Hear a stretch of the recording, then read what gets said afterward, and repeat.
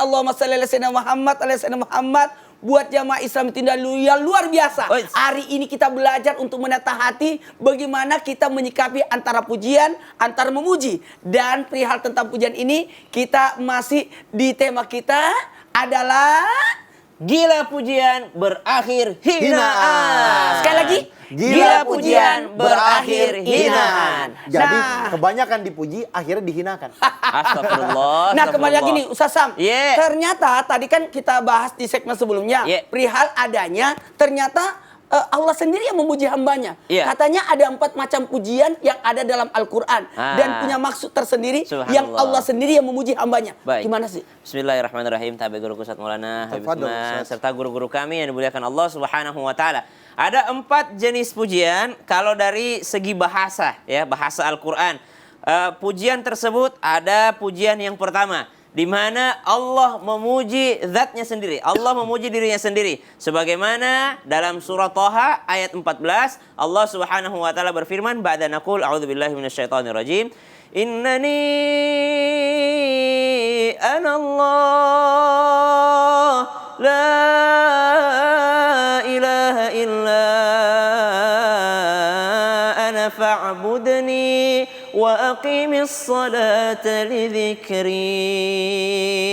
Allah memperkenalkan dirinya dan itu adalah haknya Allah Subhanahu wa taala. Makanya seperti sifat sombong itu kenapa nggak boleh dipakai oleh manusia? Kenapa manusia nggak boleh sombong? Karena pakaian kesombongan adalah pakaiannya Allah Subhanahu wa taala. Sifat sombong adalah hanya dimiliki oleh Allah Subhanahu wa taala yang tidak ada kekurangan sedikit pun, yang tidak ada celah sedikit pun. Berapa banyak manusia ataupun jin ingin yakni menjatuhkan kerajaan Allah Subhanahu wa taala, ingin menghina Allah Subhanahu wa taala, ingin menghina Tuhan, namun ternyata Tuhan di atas segala-galanya. Allah Subhanahu wa taala, la ilaha illa ana fa'budni. Allah memperkenalkan dirinya dengan pujian agar apa? Ternyata tujuannya fa'budni, agar manusia menyembah kepadaku. Kata Allah Subhanahu wa taala, wa aqimis salata lidzikri. Dan segala pujian Allah Subhanahu wa taala bisa kita rasakan, segala kekuasaan Allah Subhanahu wa taala bisa kita rasakan dengan apa? Dengan salat. Karena Allah tutup ayat ini dengan mengatakan wa aqimis salata lidzikri, dan dirikanlah salat. Semakin engkau salat, semakin engkau memaknai kekuasaanku. Semakin engkau memperdalam salatmu, semakin engkau merasakan nikmatku. Semakin engkau memperindah salatmu,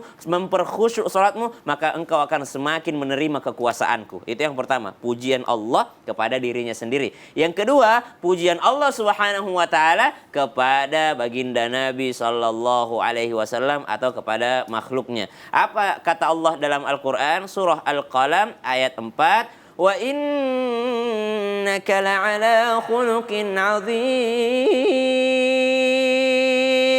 Sebenarnya banyak ayat-ayat yang lain yang memuji baginda Nabi sallallahu alaihi wasallam, pujian Allah terhadap baginda Nabi sallallahu alaihi wasallam. Namun ayat ini terkhusus karena seperti berbicara dua arah saja. Kata Allah Subhanahu wa innaka, dan sesungguhnya engkau wahai Muhammad, engkau wahai Rasulullah, engkau wahai kekasihku, benar-benar mempunyai akhlak yang agung, di atas akhlak yang agung. Artinya Allah Subhanahu wa taala memuji baginda Nabi sallallahu alaihi wasallam dalam surah Al-Qalam. Yang ketiga, bentuk pujian dalam Al-Qur'an adalah pujian makhluk kepada Allah Subhanahu wa taala. Kalau yang pertama pujian Allah kepada dirinya, yang kedua pujian Allah kepada makhluknya, yang ketiga pujian makhluk terhadap Allah Subhanahu wa taala. Apa itu? Alhamdulillahi rabbil alamin. Segala puji bagi Allah Tuhan semesta alam. Ada yang perlu digarisbawahi di sini. Alhamdulillah itu segala puji bagi Allah, bukan saya memuji Allah.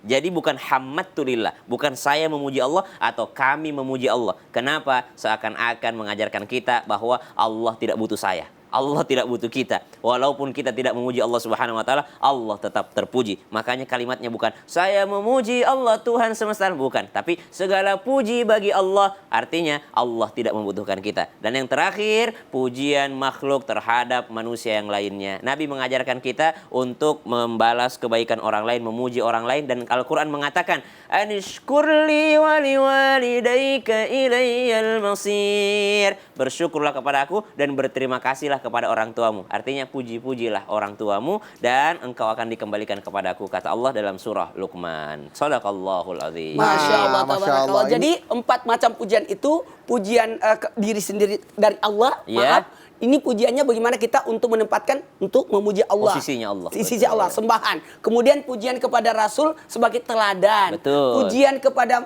dari Allah. makhluk dari Allah kepada makhluk kepada Allah adalah bentuk pengagungan. Dan ada lagi nih, bentuk pujian kepada manusia lain artinya berterima kasih. Berterima kasih. Antara Nah, anak dengan orang tuanya. ya. Antara anak juga dengan gurunya. Masya Itu Allah. berkah itu, Masya Allah. Dan Masya Allah nih Ustaz Maulana. Ya. Nih ada satu kalimat yang luar biasa. Kalimat apa itu? Apakah benar bahwa orang yang gila pujian, banyak orang gila pujian nih, sebenarnya adalah orang yang benar-benar tertipu. Allahu Ya kan? Akbar. Mengapa bisa dikatakan orang yang tertipu? Lah, Silakan kenapa Ustaz ngumpet, Maulana Ustaz? nih. Nggak ngumpet, Ustaz. Saya takutnya aku yang kena. Karena kan di mana-mana, Ustaz bagus. Karena kadang-kala habis tausiah kan kita menunggu dipuji Komentar. orang, kan? Komentar Allah. orang. Posting sesuatu nih Andi Irma, posting sesuatu nunggu komentar orang. Nunggu Gimana like. tadi ceramah saya? Masya Allah, Pak. Iya, itu kan. Mohon maaf ya, kayaknya kesarian banget ya.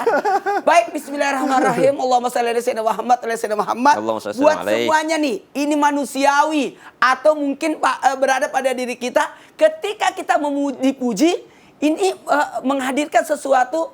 Justru hati-hati. Ketika ada yang memuji ataupun kita dipuji, sebenarnya engkau telah tertipu, menipu. Kenapa bisa? Karena orang yang memuji kita tidak tahu siapa kita.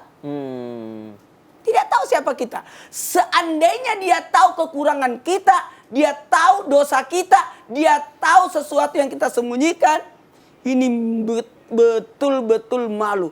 Makanya hati-hati, hati-hati. Ketika kita dipuji, sungguh berpotensi untuk merusak diri kita. Tadi sudah dijelaskan, timbulnya kesombongan, timbulnya ujub, dan timbulnya yang membahayakan diri kita, sehingga tidak ada keinginan untuk jadi baik. Hati-hati, pujian ini bisa membahayakan diri kita ketika kita, mohon maaf, menjadikan pujian itu adalah sebagai patokan landasan. Kita butuh dikomentari, kita butuh. Makanya kalau ada yang menghina-hina kita, mengomentari kita, netizen itu yang komentar-komentar, sebenarnya itu adalah orang-orang yang mencintai kita. Karena mengambil waktu untuk memperhatikan kekurangan kita. Kita butuh untuk dikomentari. Komentator itu penting untuk menjadikan penilaian buat kita. Anak-anak butuh ujian kan, supaya mengetahui bagaimana taraf ilmunya dia. Makanya tidak butuh pujian, maka butuh bagaimana mengetahui realnya. Yang kedua, mohon maaf, kenapa pujian itu bisa menjadikan ini sesuatu yang menipu, sesuatu yang, mohon maaf, yang merusak. Karena berpotensi setan untuk masuk dalam pujian itu, mengantarkan apa yang namanya penyakit ain, mengantarkan sesuatu yang membuat manusia itu merasa sombong, ujub pada dirinya. Setan yang bermain. Allah. Jadi hati-hati, sungguh engkau telah menipu. Ketika engkau memuji ataupun dipuji, sungguh engkau telah menipu, tertipu. Kenapa tertipu? Karena di sini setan bermain. Karena musuh yang nyata buat kita adalah setan. Dan kita tidak tahu dari mana datangnya setan. Karena bisa jadi itu godaan itu dari depan. Angan-angan, godaan dari belakang, masa lalu. Godaan dari kanan, kebaikan. Godaan dari kiri, dosa-dosa. Maka dari sinilah serangan-serangan itu muncul. Ketika adanya pujian sebenarnya membuka potensi setan untuk menggoda kita. Dari segala macam arah. Sebenarnya kita kan harusnya membentengi diri kita dengan keimanan, dengan keyakinan, bukan membuka potensi setan untuk menggoda kita dengan adanya pujian-pujian. Maka ketika ada pujian, maka berpotensi untuk menipu diri kita. Dan potensi setan untuk masuk pada diri kita ketika kita dipuji, di situ sangat besar. Sangat besar. Timbulnya penyakit hati, timbulnya penyakit yang namanya ain, timbulnya membahayakan diri kita untuk ada namanya tidak nyaman, kenyamanan itu tidak ada berpotensi untuk jadi baik, stuck di situ. Dan mudah-mudahan ini jadi pembelajaran besar buat kita untuk sama-sama lebih berhati-hati ketika memuji dan dipuji, karena itu menipu. Itu berbahaya. Itu berbahaya. Masya Allah, tabarakallah. Jadi sangat berbahayanya sebuah pujian.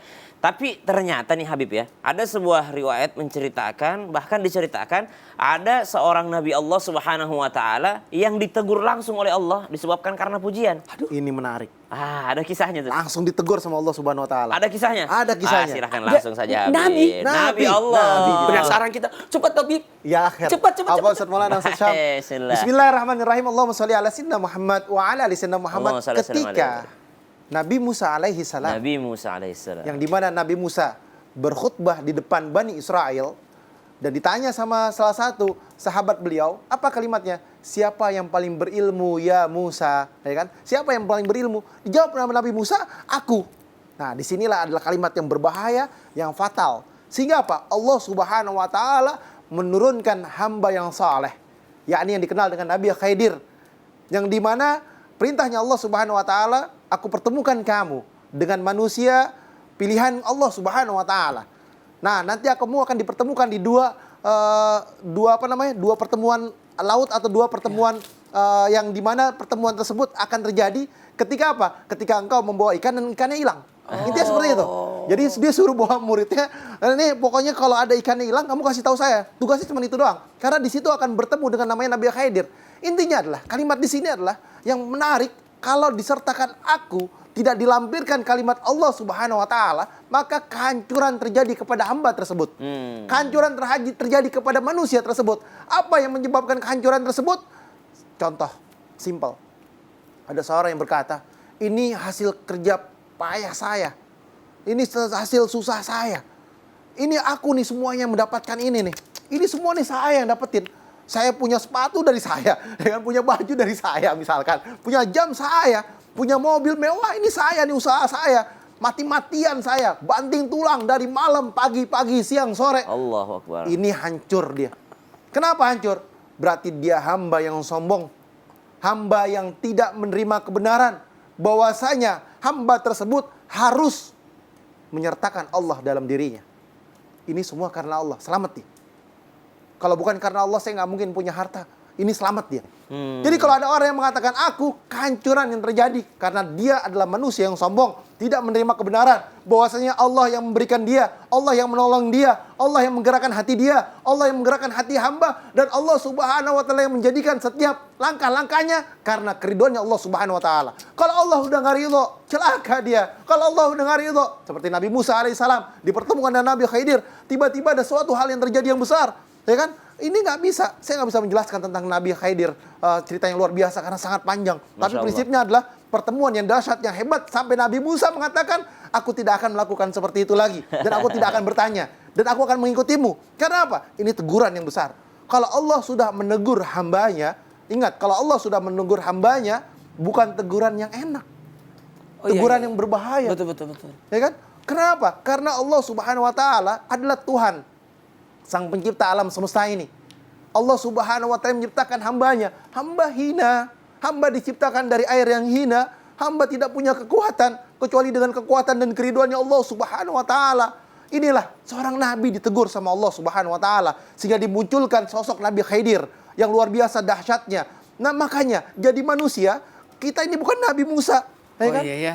Kita kalau ditegur sama Allah, kamu menganggap diri kamu hebat ya?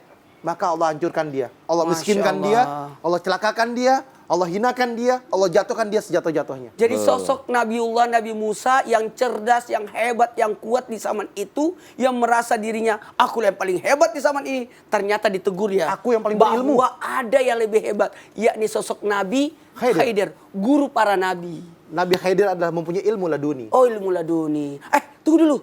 Aduh. Yang di rumah pada pusing. Aduh, gimana nih? Karena kita ini bahaya memuji, bahaya dipuji. Ada nggak Ustaz Sam doa yang bisa diamalkan oleh jamaah yang di rumah supaya terhindar dari bahaya daripada memuji maupun dipuji? Ada nggak doanya? Bismillahirrahmanirrahim. Tabi guruku Habib Uman, Ustaz Maulana, serta guru-guru kami yang dimuliakan Allah Subhanahu wa Ta'ala. Kalau kita katakan doa-doa yang diajarkan baginda Nabi dan para sahabat, yang pertama, ketika mendapat pujian dari seorang lain, maka yang perlu untuk kita ucapkan yang pertama kalimat hadza min fadli rabbi alhamdulillah. Ini semua adalah karunia dari Tuhanku. Alhamdulillah, segala puji bagi Allah Subhanahu wa taala. Jadi hadza min fadli rabbi. Ini adalah karunia daripada Tuhan saya. Alhamdulillah, segala puji bagi Allah Subhanahu wa taala ketika dipuji. Yang kedua, ketika sedang dipuji oleh orang lain, pulang ke rumahnya dia merenungkan pujian tersebut. Ya Allah, kenapa saya senang dipuji tadi itu? Kenapa saya enggak langsung mengembalikan kepadamu? Ya Allah, ampuni aku. Maka langsung baca doa, Allahumma la tu'akhidni bima yaqulun. Ya Allah, jangan engkau hukum kami atas apa yang mereka ucapkan. Waghfirli ma la ya'lamun. Dan ampuni aku ya Allah dari apa yang aku tidak ketahui. Waj'alni khairam mimma yadhunnun. Dan jadikan aku lebih baik daripada apa yang mereka sangkakan. Jadi kalau misalnya dipuji sama orang, langsung mengatakan kepada Allah, la tu'akhidni bima yaqulun. Ya Allah, jangan engkau timpakan kepada kami sesuatu yang mereka ucapkan, ya. Waghfirli ma la ya'lamun. Ya Allah, ampuni aku seandainya ada kekuranganku yang mereka tidak ketahui. Kita kan ini manusia ya, pinter-pinternya aja kita ngecover kekurangan kita, subhanallah, menutupi aib kita, dan alhamdulillahnya Allah juga menutupi aib kita. Seandainya Allah membukakan aib kita, maka tidak ada yang saling memuji di dunia ini. Kemudian yang ketiga, dia minta kepada Allah, waj'alni khairam mimma yadhunnun. Ya Allah, dia sangka aku adalah orang yang dermawan. Ya Allah, jadikan aku lebih baik daripada yang dermawan lagi. Artinya lebih dermawan lagi kalau mereka memujiku sebagai orang yang dermawan, meminta sesuatu yang lebih baik lagi. Kemudian ada juga doa ketika memuji orang lain. Jadi kalau tadi kita doanya dipuji, satu, hadza min fadli rabbi, alhamdulillah. Yang kedua adalah mengucapkan Allahumma ghfirli ma la ya'lamun. Ya Allahumma la tu'akhidni bima yaqulun, waghfirli ma la ya'lamun, waj'alni khairam mimma yadhunnun. Kemudian yang ketiga, ketika memuji orang lain, apa yang sebenarnya harus kita baca? Maka bacalah Allahumma bariklah atau barakallahu fik, supaya orang tersebut tidak kena ain. Jadi sebelum memuji orang lain, Masya Allah, barakallahu fik, ini bagus banget, barakallahu fik, Masya Allah, Anda orang yang rajin banget, barakallahu fik, Anda orang yang telaten banget, barakallahu fik, pekerjaan Anda sangat bagus hari ini, Anda adalah orang yang sangat teliti, barakallahu fik. Artinya semoga Allah memberkahimu. Begitu pula memuji anaknya, memuji rumahnya, memuji apa yang telah Allah berikan kepadanya. Maka jangan pernah tidak disertai dengan doa barakallahu fik, semoga Allah memberkahimu. Yang sering kita dapati ketika kita memuji orang lain atau dipuji, kita hanya mengucapkan Masya Allah. Padahal mesti ditambah dengan doa barakallahu fik, agar orang tersebut tidak terkena daripada ainnya. Maka kita sama-sama baca doa yang lumayan panjang tadi. Bismillahirrahmanirrahim. Bismillahirrahmanirrahim. Allahumma la tu'akhidni bima yaqulun waghfirli ma la ya'lamun waj'alni khairan mimma yadhunnun. Nah, ya Allah, jangan engkau hukum aku, jangan engkau timpakan aku sesuatu yang mereka ucapkan. Kemudian waghfirli ma la ya'lamun, ampuni aku ya Allah seandainya aku masih sembunyikan aibku terhadap mereka. Mereka tidak tahu kalau sebenarnya aku seperti ini. Waj'alni khairan mimma yadhunnun. Ya Allah, seandainya mereka memujiku sebagai orang baik, jadikan aku lebih baik daripada pujian mereka. Jadi tidak puas terhenti di situ. Makanya Imam Al-Ghazali dari awal sampai akhir daripada tadi tausiah-tausiah kita, dari awal sampai sekarang tausiah-tausiah kita, Imam Al-Ghazali senantiasa mengingatkan bahaya daripada pujian. Bukan berarti kita tidak boleh memuji sama sekali. Kita memuji sebagai penghormatan, kita memuji sebagai saling memuliakan, tapi berhati-hatilah bagi yang dipuji, karena hatinya bisa jadi rusak karena puas dengan pujian tersebut. Maka ditutup doain dengan mengatakan, ya Allah, apapun yang manusia sangkakan kepadaku, jadikan aku lebih baik darinya. Termotivasi dengan pujian. Wallahu ta'ala alam. Amin. Nah, Ustadz Maulana, nih Masya Allah nih hebatnya Ustadz Syam dengan kalimat doa-doanya. Dan kita harus gunakan doa ini setiap hari. Setiap habis sholat lebih bagus. Supaya kita tidak kena bahaya daripada memuji dan dipuji.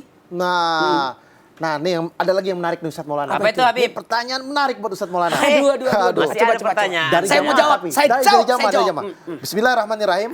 Assalamualaikum Ustadz. Waalaikumsalam. Gimana nih ngadepin suami yang gatel? Ya kan gatel-gatel badannya gitu. Oh bukan. Lebih senang dipuji sama cewek lain Astagfirullah. dibanding istrinya sendiri Ustaz. Tuh, saking saya keselnya, saya beli obat gatel-gatel buat suami saya. Suruh minum biar nggak kegatelan lagi.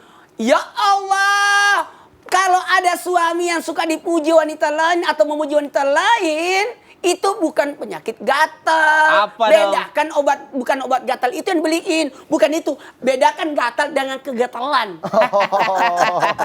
Jadi ternyata ada gatel, ada kegatalan, ada Ya. gatel-gatel. Iya. Nah, bagaimana cara membedakannya? Tetap di Samit Winda Jamaah Alhamdulillah. Alhamdulillah. Subhan